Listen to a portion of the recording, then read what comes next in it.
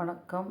உலக கழிவறை தினத்தை ஒட்டி ஊரக வளர்ச்சித்துறை திருவள்ளூர் மாவட்டம் புழல் ஊராட்சி ஒன்றியத்தில் உள்ள அழுஞ்சிவாக்கம் ஊராட்சி நடுநிலைப் பள்ளியில் குழந்தைகளிடையே சிறிய அளவு பேச்சு போட்டி நிகழ்த்தப்பட்டது. தமிழ்த்தாய் வாழ்த்துடன் விழா துவங்கியது. முதலாவதாக தூய்மை பணியாளர்களுக்கு சால்வை அணிவித்து மரியாதை செய்யப்பட்டது. புழல் ஊராட்சி ஒன்றியத்தின் ஒன்றிய குழு பெருந்தலைவர் அவர்கள் குழந்தைகளிடையே கழிவறையின் முக்கியத்துவத்தை பற்றி எடுத்துரைத்தார். நீங்களும் வீட்டில் போயிட்டு உங்கள் அப்பா அம்மாவுக்கு எப்படியெல்லாம் வச்சுக்கணும், அது மட்டும் இல்லை, வீடெல்லாம் நீங்கள் தான் சுத்தம் பண்ணணும். நீங்கள் பெரிய பிள்ளைங்க ஆகிட்டு அறிவு இருக்குது உங்களுக்கெல்லாம். நல்லா சுத்தமாக க்ளீனாக வச்சுக்கணும். நமக்கு என்ன வராது, நோய் எந்த விதத்தில் நம்மளை தாக்காது. அதை நம்ம உணர்ந்து மனசில் நம்ம பதிய வச்சு அதன்படி செஞ்சோன்னா நம்ம நீடித்த நாட்களாக கடவுள் கொடுக்குற வயசு நம்ம கடவுளும் ஒருத்தர் இருக்காருல்ல, அவரும் நமக்கு சாதகமாக இருக்காரு. இன்னாருக்கு இப்படியெல்லாம் ஒரு ஒரு ஒரு ஒரு வயதுன்னு சொல்லிட்டு குறிப்பிட்டு வச்சுக்கிறது கடவுள் தான். எனவே நம்ம நம்மளும் நம்ம காப்பாற்றிக்கணும் சொன்னால் சீர்திருத்தத்தோட சுத்த சுகாதாரத்தோடு நம்ம வச்சுக்கணும், வாழணும். அதை உங்ககிட்ட நான் அன்பாக பணிவாக கேட்டுக்கொள்கிறேன்.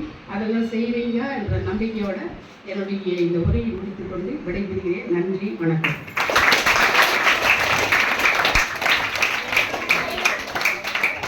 அடுத்து அழுஞ்சிவாக்கம் ஊராட்சி மன்ற தலைவி அவர்கள் குழந்தைகளிடையே உரையாற்றினார். டாய்லெட் வசதி இல்லைன்னா சொல்லுங்க, அதை நானே உங்கள் ஊர் தலைவர்கிட்ட பேசி அதுக்கான ஏற்பாடு நான் பண்ணி தருகிறேன். தூய்மை, இப்போ அம்மா சொன்னாங்க இல்லையா, தூய்மை நம்ம தூய்மையாக இருந்தால் தான் ஒரு கிராமம் தூய்மையாக இருக்கும். அடுத்து புழல் ஊராட்சி ஒன்றியத்தின் வட்டார வளர்ச்சி அலுவலர் கிளை ஊராட்சி அவர்கள் குழந்தைகளிடையே உரையாற்றினார். வணக்கம். நான் புழல் பிடிஓ விபி. என் பேர் எஸ்ஏ விஜயா. எனக்கு நாங்கள் ஹெச்எம்க்கு இந்த டீச்சர்ஸ்க்கு எஸ்பெஷலி எங்கள் ஓவர்சியர் சரளாதேவிக்கு எல்லாத்தை விட உங்களுக்கு நான் ஆக்சுவலி வெளியே தான் ப்ரோக்ராம் எல்லாம் பண்ணலான்னு நினச்சேன்.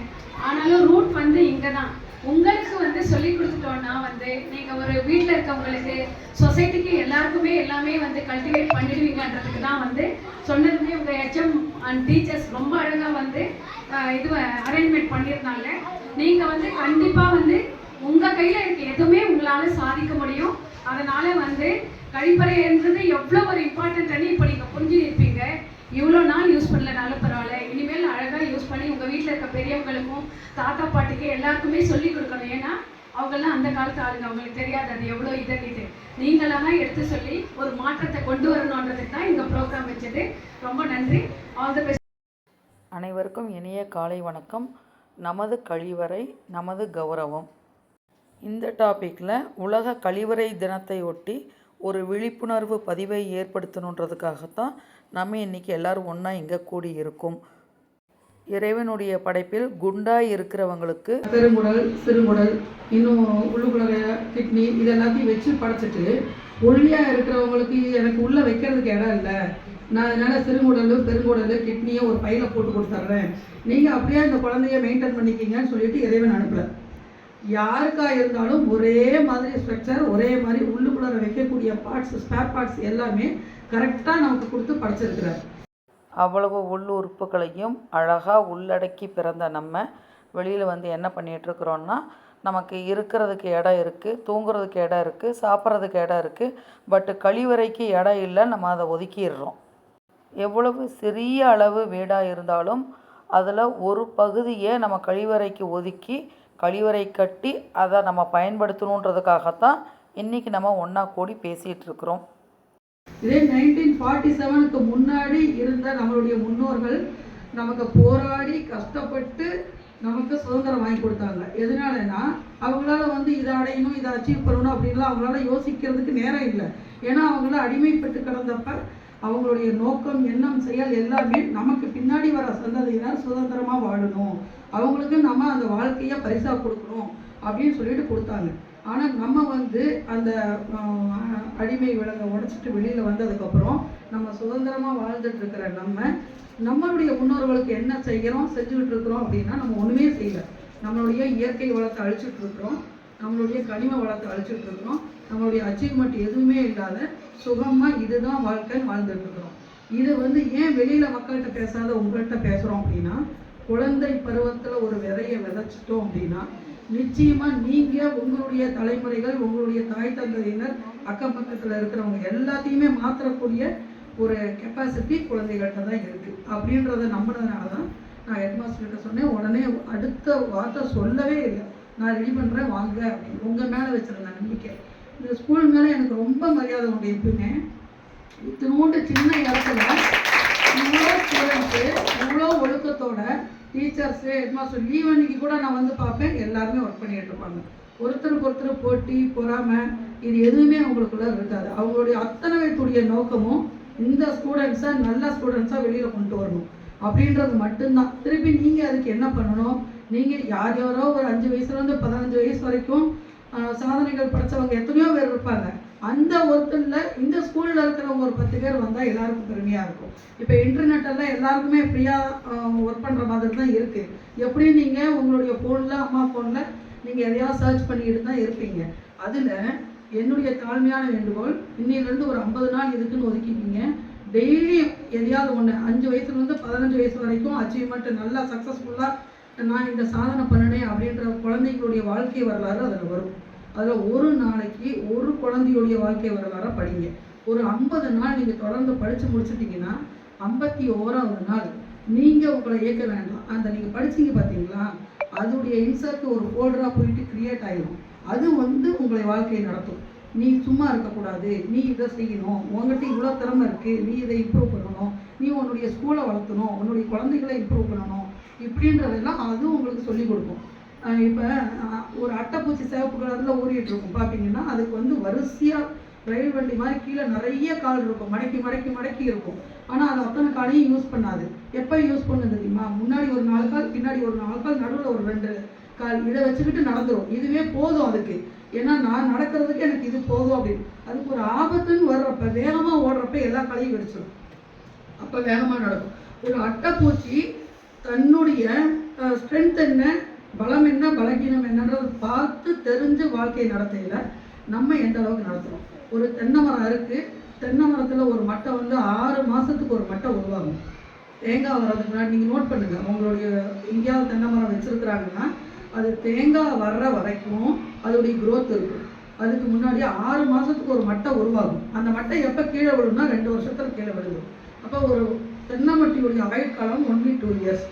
அது விழுறப்ப என்ன பண்ணும், யூ ஷேப்பில் அந்த மரத்தில் ஒரு ஷேப்பை உருவாக்கிட்டு தான் கீழே விழும்.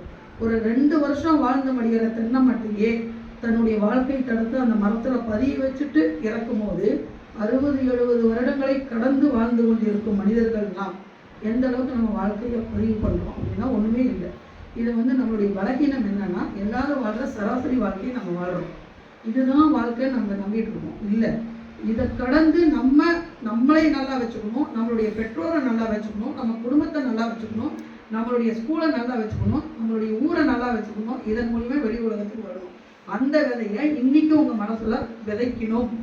அது விதைச்சிட்டிங்கன்னா அது தண்ணி ஊற்றி அது மரமாகி நீங்கள் 100 பேருக்கு எக்ஸ்பிளைன் பண்ணுற அளவுக்கு நீங்கள் வாழ்ந்துருவீங்க. இந்த பஞ்சாயத்தில் எல்லார் வீட்லேயும் கழிவறைகள் இருக்குது. உங்களுடைய கழிவறையை நீங்கள் யூஸ் பண்ணுறீங்களான்னு ஃபஸ்ட்டு பாருங்கள். கழிவறை இல்லைன்னா இம்மிடியேட்டாக சார்கிட்ட நீங்கள் நம்பர் கொடுத்துருங்க, ஃபோன் நம்பர், அட்ரஸ் கொடுத்துருங்க, நாங்கள் இம்மிடியேட்டாக ரெடி பண்ணி கொடுத்துருவோம். எல்லா வீட்லேயும் எனக்கு தெரிஞ்சு இருக்குது. ஆனால் அவங்க ஒரு சிலர் யூஸ் பண்ணுறது இல்லை. அதுக்கு அவங்களுடைய குழந்தைங்களான உங்ககிட்ட நான் சொல்கிறேன், அவங்களுடைய பேரண்ட்ஸ் அந்த கழிவறையை யூஸ் பண்ணலைன்னா தயவு செஞ்சு அவங்களுக்கு புரிய வைங்க. சீசன் தான். ஆனால் வந்து உண்மையிலே வந்து அவங்க ஒரு ஆசிரியராக வேண்டியவங்க. துறை மாறி போயிட்டீங்கன்னு நினைக்கிறேன். நீங்கள் வந்து ஆசிரியராக வந்திருக்கீங்க. ஏன்னா வந்து மாணவர்களுக்கு இந்த மாதிரி பேசினா தான் ஒரு மாற்றத்தை நம்ம கொண்டு வர முடியும். அது உங்ககிட்ட நாங்கள் பார்த்தோம். ரொம்ப நன்றி.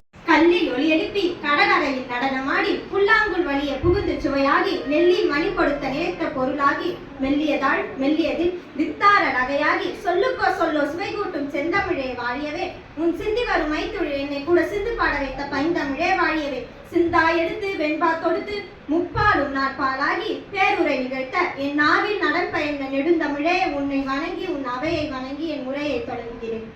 என் பெயர் லக்ஷ்மி. நான் 8ஆம் வகுப்பு படிக்கின்றேன். நான் இப்பொழுது கழிவறை எதற்காக என்ற தலைப்பில் பேச வந்துள்ளேன்.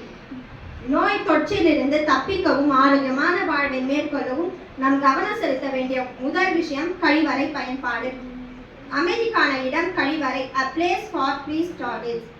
உலக கழிவறை நாள் ஆண்டுதோறும் நவம்பர் 11ஆம் நாள் கொண்டாடப்பட்டு வருகிறது. இந்நாளிலே 2001ஆம் ஆண்டில் உலக கழிவறை அமைப்பு ஆரம்பிக்கப்பட்டது.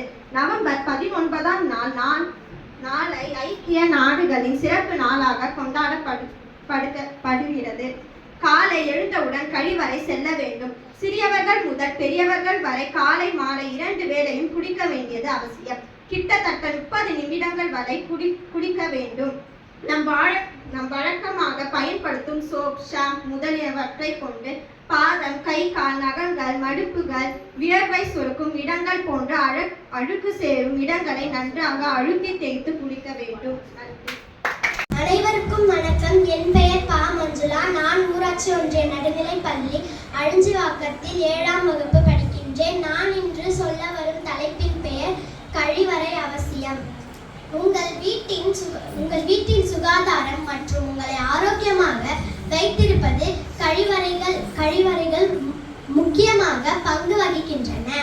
வயிற்றுப்போக்கு, வாந்தி போன்ற பிரச்சனைகள் நோய் மற்றும் உடல்நலக்குறைவை ஏற்படுத்தும். அதனால் வெளியில் மலம் கழிப்பது போன்றவை வேண்டாம். உங்கள் கழிப்பறையை சுகாதாரமாக வைத்திருப்பது முக்கியமானது. உங்கள் குளியல் அறை வேலைகளில் நன்கு மெருகூட்டப்பட்ட கழிப்பறையை சுத்தம் செய்வதன் மூலம் உங்கள் கழிப்பறை மற்றும் அதை சுற்றியுள்ள கிருமிகள் மற்றும் அழுக்குகளை அகற்ற உதவும். நம் வீட்டின் ஆரோக்கியம் கழிவறை சுத்தமே ஆகும். நாம் அதை பின்பற்றினால் நம் வாழ்வில் நோய்களின் தாக்கம் குறையும் என்பது சந்தேகமே இல்லை. நன்றி. வீட்டின் சுத்தம் நாட்டின் சுத்தம். கழிப்பறை சுத்தம் வீட்டின் ஆரோக்கியம். மலம் கழிப்பது சாலையில் என்றால் நோய் கிருமிகள் முன் வீட்டினில். வீட்டுக்கு கழிப்பறை அவசியம். ஆரோக்கியத்திற்கு அதுவே கவசம். சாலையோர கழிவு நிலம், நீர், காற்றுக்கு அழிவு. கழிவறை பயன்பாடு நல்லதொரு பண்பாடு. வாந்தி, பேதி நோய்கள் எல்லாம் கழிவறை பயன்பாடு விரட்டிடுமே. கிருமி நாசினி கொண்டு கையை கழுவிடுவீர். கழிவறை பயன்பாட்டுக்கு பின் நோய்களின் தாக்கம் விரட்டிடுவீர். இறப்பின் எண்ணிக்கை குறைத்திடுவீர். தெருவில் அசுத்தம் விரட்டிடுவீர். சிறந்த நாடாய் மாற்றிடுவீர்.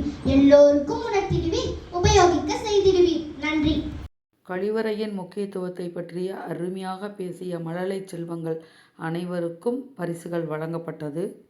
மேலும் அந்த ஊராட்சியில் கழிவறைகளை சுத்தமாகவும் சுகாதாரமாகவும் பயன்படுத்திய இல்லங்களில் இருக்கும் குழந்தைகளுக்கும் மாணவ செல்வங்களுக்கும் பரிசுகள் வழங்கப்பட்டது.